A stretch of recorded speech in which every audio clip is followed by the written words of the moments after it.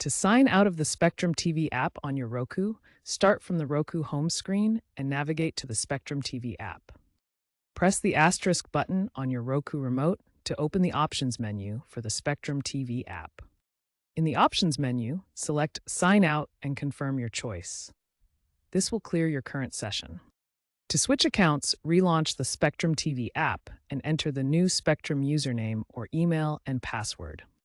Remember, the new account must be authorized on your Roku device. If it isn't, visit spectrum.net/authorize on a web browser to authorize it. Deauthorizing permanently removes the Roku device from your Spectrum account. This is useful for security purposes or when transferring the Roku to someone else. You can do this through the Spectrum Account Management portal at spectrum.net/account/devices, or potentially within the app settings.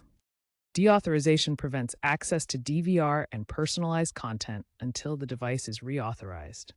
Note, Spectrum allows up to 5 simultaneous streams per account, so managing authorized devices is important to avoid stream limits. Keeping your Roku OS updated, version 12 Plus, is also recommended for the best experience and latest security patches.